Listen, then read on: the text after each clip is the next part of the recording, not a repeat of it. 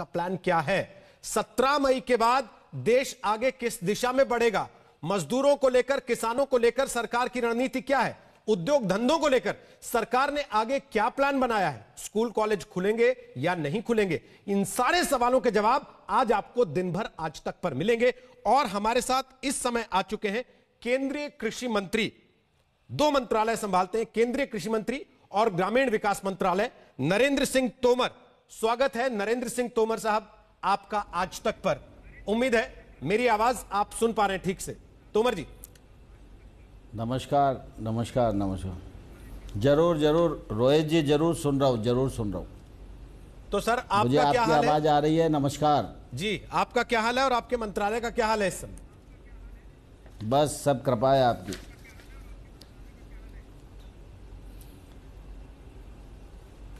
Lockdown की इस प्रतिकूल अवस्था में भी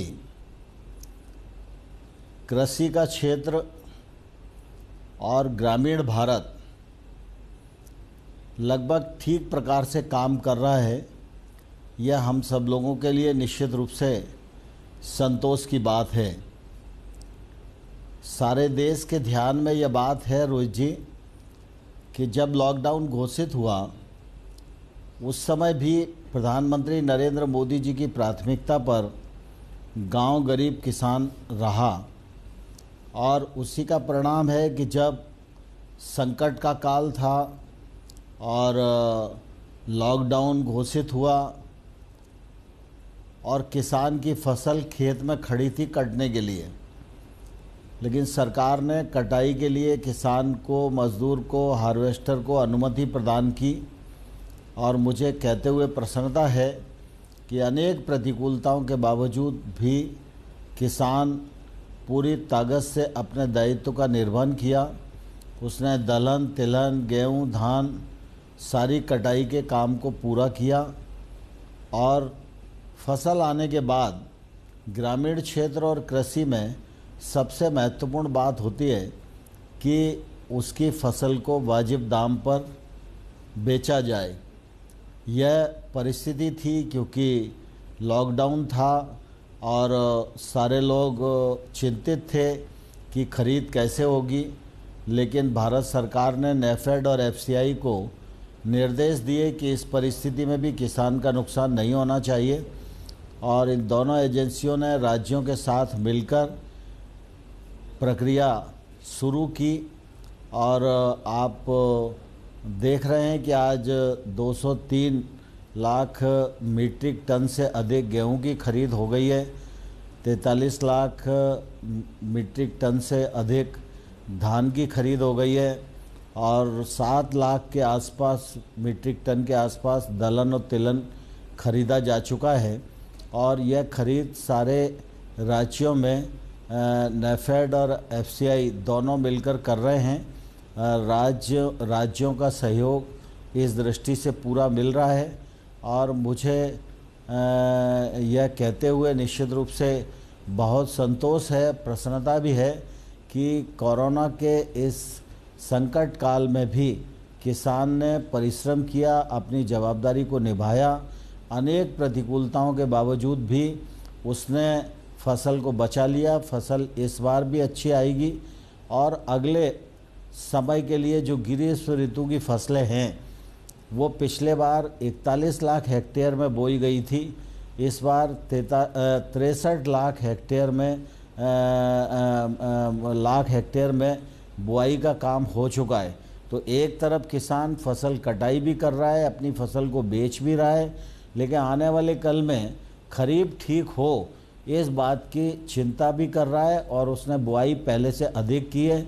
16 अप्रैल को हमने खरीफ कॉन्फ्रेंस आयोजित की थी जिसमें सारे देश के लोग जुड़े थे और उसमें उनकी कठिनाइयों को भी हम लोगों ने सुना और सारे देश के अधिकारियों को आश्वस्त किया था कि खरीफ की फसल के लिए आप लोग आगे बढ़िए। खाद, बीज और दवाइयाँ, इस दृष्टि से कोई भी दिक्कत नहीं है। आज हमारे पास 153 लाख टन बीज की उपलब्धता है, जबकि आवश्यकता 150 लाख टन की है। और फर्टिलाइज़र की भी पर्याप्त उपलब्धता है। और जिस प्रकार से मौसम विभाग का अनुमान है, तो मुझे आशा है कि ये फसल भी ठीक आई है और खरीफ की फसल भी भारत में अच्छी आएगी। इस कोरोना संकट के समय हमारा किसान और गरीब आदमी एक योद्धा की तरह लड़ा है और निश्चित रूप से उसने इसको पे पार पाने में सफलता पाई है।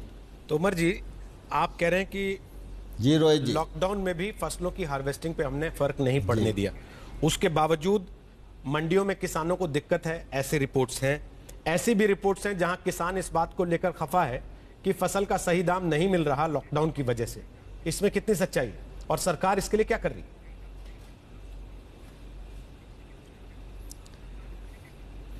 नहीं रोहित जी, मैंने ये नहीं कहा कि हमने फ़र्क नहीं पड़ने दिया फसल कटाई पर। मैंने यह कहा कि किसान ने योद्धा बनकर इस परिस्थिति में लड़ाई लड़ी और उसने सारी फसल को बचाने में सफलता प्राप्त की।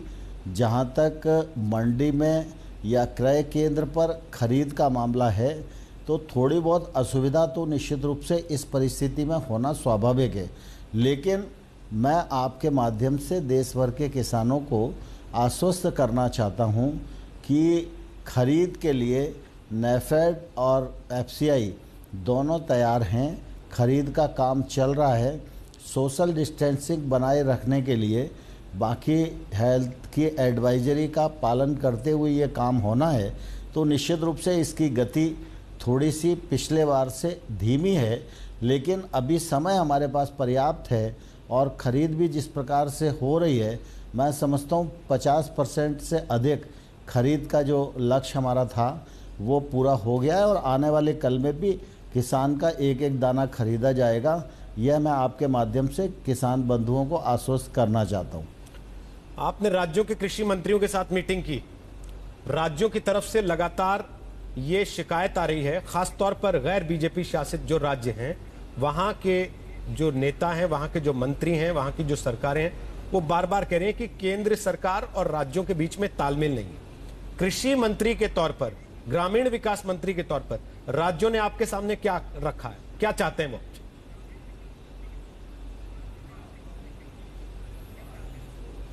मैं समझता हूँ, मैं राज्य सरकारों के लगातार संपर्क में रहता हूँ।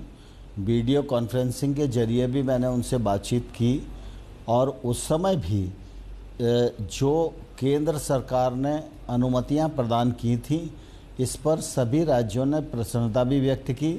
और राजनीतिक रूप से कौन सा राज्य क्या कह रहा है इस विषय में मैं नहीं जाना चाहता, लेकिन फसल कटाई के सवाल पर, फसल कटाई के लिए अनुमति के सवाल पर, मशीनों की मरम्मत के लिए वर्कशॉप खोलने के सवाल पर, लोगों को पार्ट्स उपलब्ध कराने के सवाल पर, खाद, बीज और पेस्टिसाइड की दुकानें खुली हुई हैं, इन सब सवालों पर कोई भी मतभेद नहीं था और सारे राज्य इसमें सहयोग कर रहे हैं और सारे राज्यों में ठीक प्रकार से खरीद चल रही है, यह मैं विश्वासपूर्वक कह सकता हूं।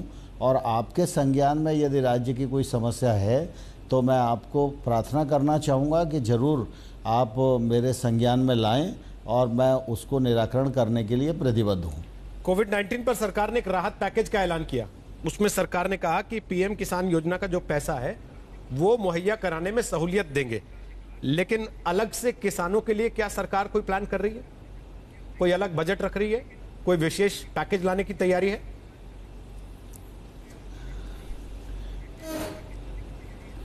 रोहित जी, पीएम किसान का आपने जिक्र किया तो मैं आपको यह बताना चाहता हूं कि इस योजना को प्रारंभ हुए लगभग 1 साल पूरा हो गया है और 1 साल के भीतर इस योजना के अंतर्गत 71,000 करोड़ रुपया 9 करोड़ 34 लाख किसानों को देने का काम हम लोगों ने किया है।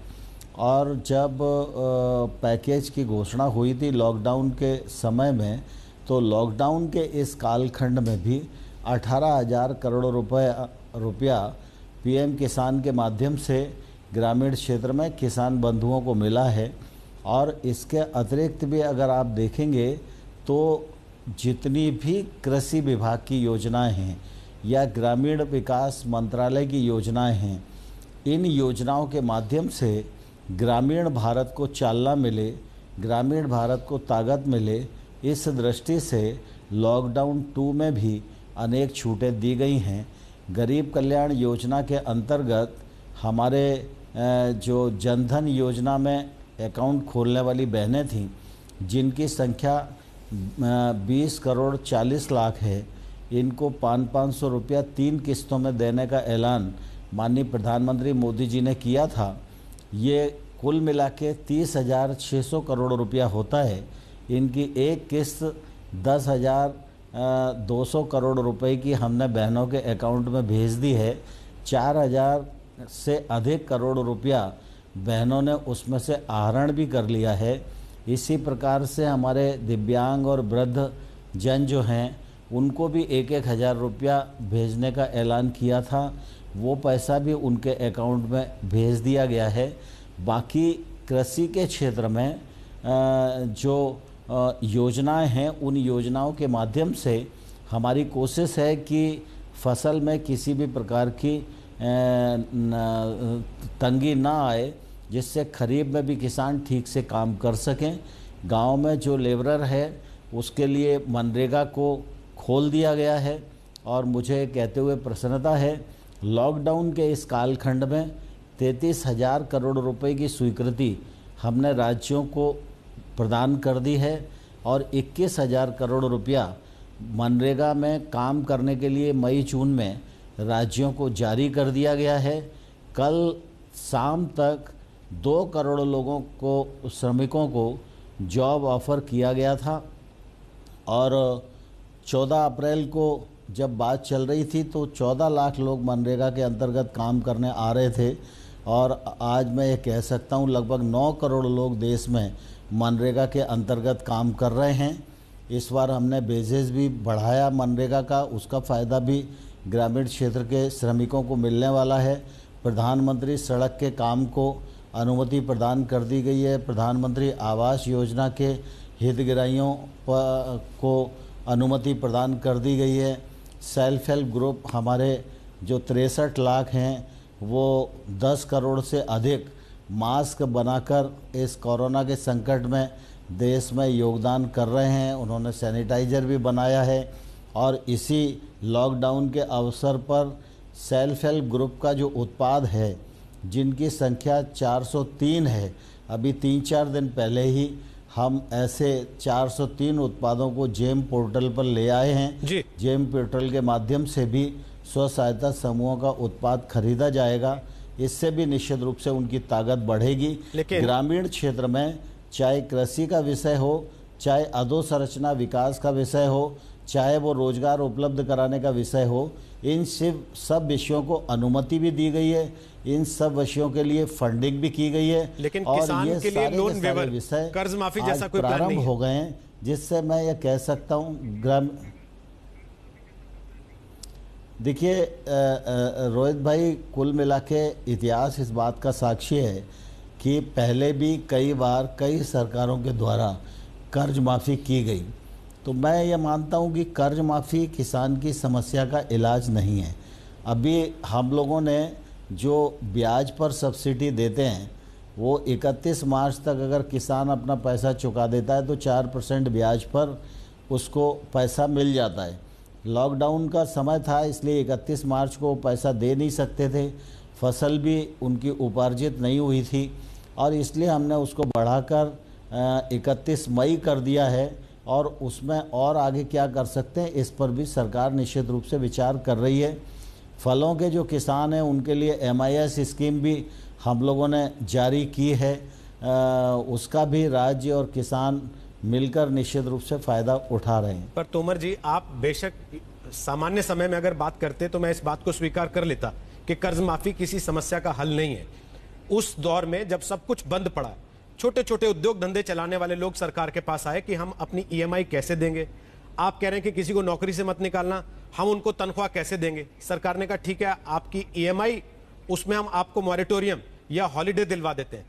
उस मॉरेटोरियम या हॉलीडे का असर क्या है वो आप तक जानकारी आ रही होगी। कि आम आदमी को सामान्यतः जितना पैसा देना पड़ता है उससे कहीं ज्यादा पैसा उसको उस मॉरिटोरियम का फायदा लेने के बाद देना पड़ेगा, थोड़े समय के बाद। ऐसे में आपको नहीं लगता कि कम से कम किसान के लिए सरकार को सोचना चाहिए कि कर्ज माफी कर दी जाए? नहीं रोहित भाई, मैंने जो आपको निवेदन किया कि कर्ज माफ़ी समस्या का हल नहीं है। किसान ऐसी अवस्था में खड़ा हो सके और अपने को ठीक स्थिति में रख सके और उसकी फसल ठीक प्रकार से आने वाले कल में भी हो और आज भी उसे वाजिब दाम मिले और बैंक का जो सस्ता ब्याज पर ऋण लेने की योजना है उसमें भी उसको सहूलियत मिले, इन सब दृष्टियों से सरकार ने चिंता की है। आप सब जानते हैं कि जब फसल का उपार्जन हम लोग करते हैं कृषि उत्पाद का, तो ऐसी स्थिति में सरकार को कितनी सब्सिडी देना पड़ती है। 20 रुपए किलो का गेहूँ खरीदते हैं और हम 2 रुपए किलो में जनता को देते हैं। एक तौर से ये भी किसान के हित में ही निर्णय है। इस बार MSP को हम लोगों ने स्वामीनाथन साहब की रिपोर्ट के अनुसार 1.5 गुना किया, उसका भी निश्चित रूप से बढ़ा हुआ पैसा सरकार को ही पेमेंट करना पड़ता है। फर्टिलाइज़र पर सब्सिडी है, बीज पर सब्सिडी है, पेस्टिसाइड पर सब्सिडी है।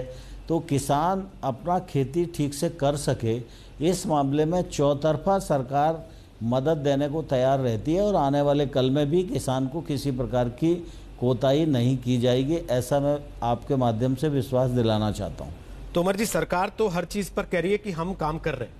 आपने बहुत सारे आंकड़े भी अभी दिए कि हम पैसा भी दे रहे हैं, हम सब्सिडी भी दे रहे हैं, हम सस्ता कर्ज भी मुहैया करा रहे हैं, लेकिन उसके बावजूद लाखों की तादाद में मजदूर हैं जो अपने घरों को लौटने के लिए चल पड़े हैं। पहले ट्रेन चलाई गई, उसके बावजूद आपने कल देखा कि मध्य प्रदेश आ रहे महाराष्ट्र से 16 मजदूर रेल की पटरी पर कटकर मर गए। किसको जिम्मेदार मानते हैं?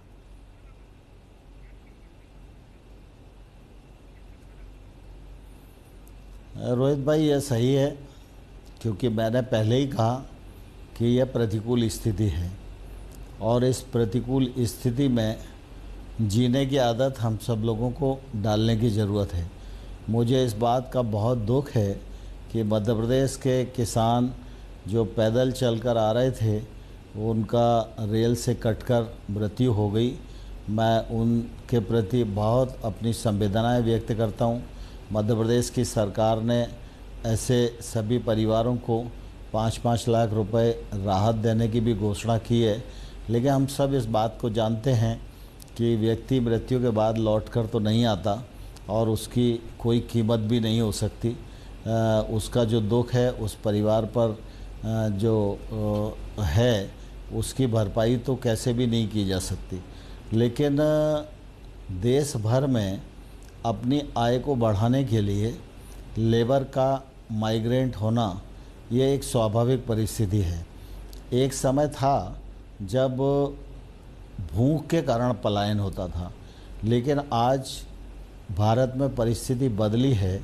आज भूख के कारण पलायन नहीं होता, अपनी आय को और अपनी मजदूरी को बढ़ाने के लिए वो निश्चित रूप से पलायन होता है। और स्वाभाविक रूप से जहाँ कल कारखाने हैं वहाँ लोग जाते हैं। मज़दूर 3 प्रकार के हैं सामान्य तौर पर।